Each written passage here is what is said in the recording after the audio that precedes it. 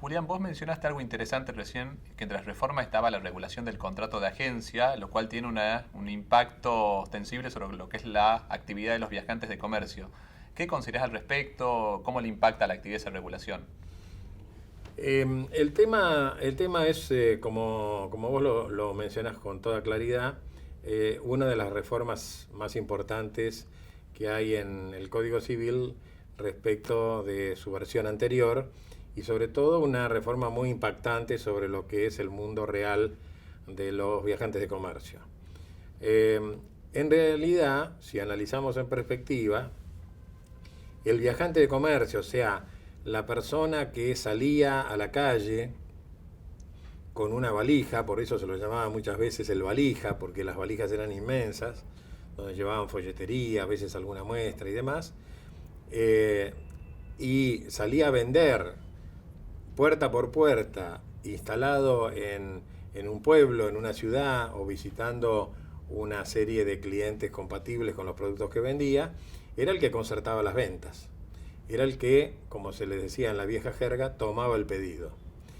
Hoy, con la telemática, la información a través de los sistemas de comunicación inalámbricos y los progresos de los programas de computación, la figura del viajante de comercio ha desaparecido técnicamente. O sea, hoy tenemos en el interior del país más distribuidores que viajantes de comercio.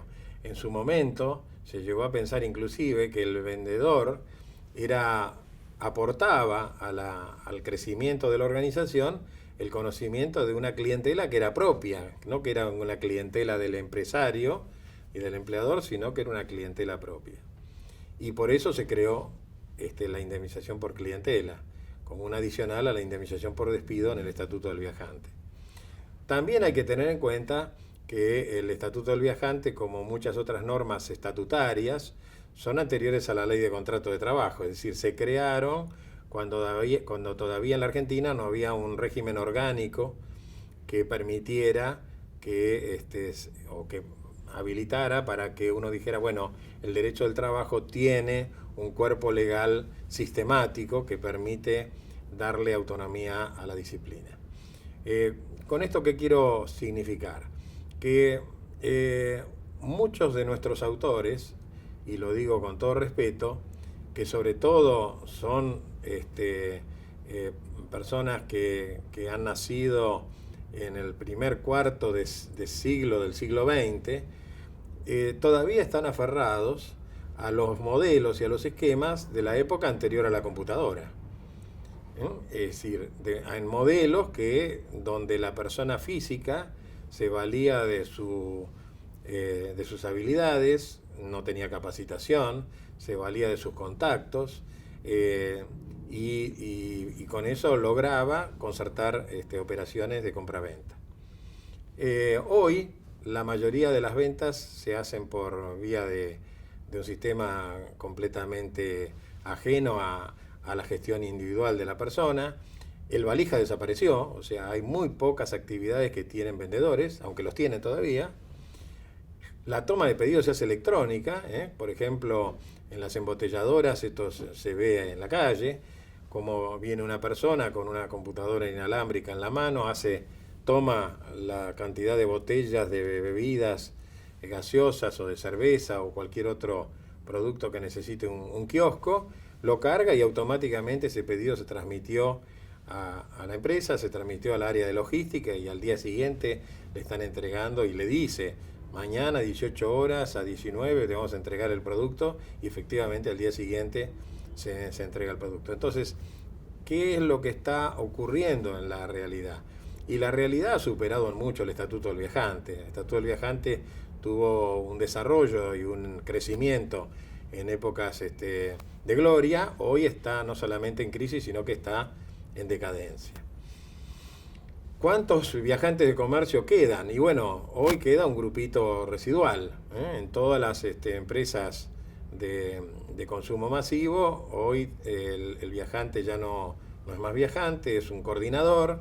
El coordinador a su vez dirige un equipo de gente que hace toda la actividad comercial a través de la computadora desde el establecimiento la empresa, y la respuesta es desde otra computadora que terminan acordando el precio, las condiciones de pago, el precio, las condiciones de entrega, y se termina consolidando la operación.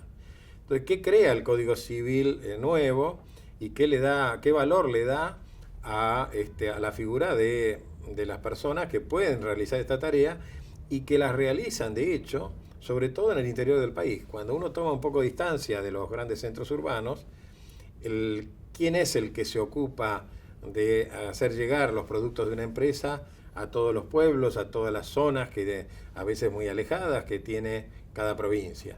Y generalmente son distribuidores. Y ahí aparece el contrato de agencia como una figura verdaderamente lógica, es decir, una persona física que arregla condiciones que pueden ser, por ejemplo, una comisión, una participación del monto del precio acordado, que no se devenga con la concertación de la operación, con lo cual el riesgo lo toma el que hace el contrato de agencia, porque solamente se consolida la comisión cuando la empresa que lo contrató percibió el monto de la operación concertada, cuando la ley de contrato de trabajo dice que la comisión se perfecciona con la concertación, y luego, si el producto no puede ser entregado o le tienen que hacer unos descuentos para el precio final, esos perjuicios, esos cambios, esos riesgos los tiene que asumir la empresa, y el trabajador cobra la comisión por el total del precio concertado. El contrato de agencia creo que ha sido construido en el Código Civil y Comercial nuevo como una figura adrede para competir con el Estatuto del Viajante, porque además crea una serie de figuras que son símiles, son parecidas a las compensaciones que debería recibir una persona si se extingue el vínculo laboral. Por ejemplo, crea un mecanismo de preaviso a razón de un mes de preaviso por año de antigüedad, que es casi equivalente a la indemnización por despido, y crea un mecanismo indemnizatorio por clientela cuando, y esto es lo interesante del nuevo Código Civil, cuando se demuestra que el que brindó la prestación independiente, autónoma, porque el mismo Código Civil y Comercial dice sin que hubiera relación de dependencia, lo dice enfáticamente en el texto, cuando la persona, cuando se demuestra que, reitero, que corresponde indemnización por clientela, cuando queda acreditado que el trabajador autónomo logró un incremento de la productividad o un incremento de las ventas. Cosa que hoy es bastante difícil de lograr. ¿Por qué?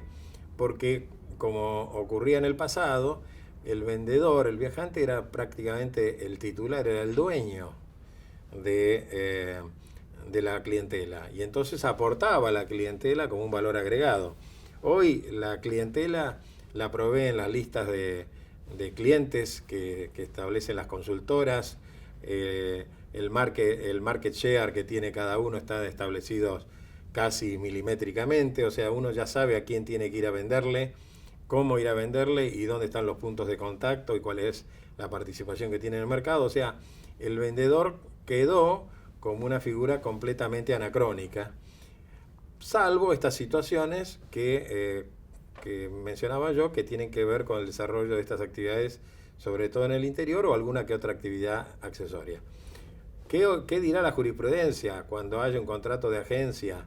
Si hay o no hay vínculo laboral, si la exclusión que hace el Código Civil y Comercial es válida o es inconstitucional porque va en contra de principios vinculados con la Constitución, como el artículo 14 bis, en el que todo el mundo se refugia en forma casi, yo diría, exagerada, para demostrar que todo está dentro del mundo laboral. Bueno, eso lo vamos a ver en el futuro. Lo cierto es que uno de los grandes, yo diría, desafíos, una de las grandes reivindicaciones, reitero, de la reforma es el trabajo autónomo existe, es compatible con las nuevas tecnologías telemáticas. Hoy una persona que tiene trabajo en su casa, el home office, o que tiene trabajo a distancia y nunca pisa el establecimiento de la empresa, ¿es un empleado en relación de dependencia o es un trabajador autónomo? ¿Cómo hago yo para demostrar que es un trabajador en relación de dependencia si casi no recibe órdenes e instrucciones? No tiene ningún contacto con el edificio ni con la supervisión. Y solamente recibe programas de computación en donde se le establecen los objetivos y los procedimientos que tiene que cumplir para cumplir con su tarea. ¿Es un empleado o es una persona independiente?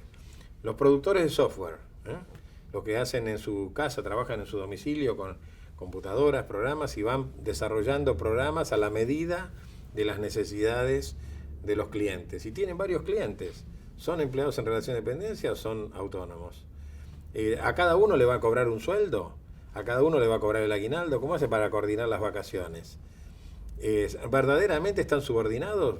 Porque ellos ofrecen un producto a su riesgo. Si no logran el producto, por ahí no cobran. Es una tarea, por eso la relación de dependencia es por cuenta ajena y el trabajo autónomo es por cuenta propia. Cada uno en cuenta ajena, o sea, en el trabajador dependiente, el riesgo lo corre el empresario. En el por cuenta propia, o sea, en el trabajador autónomo, el riesgo lo corre el trabajador.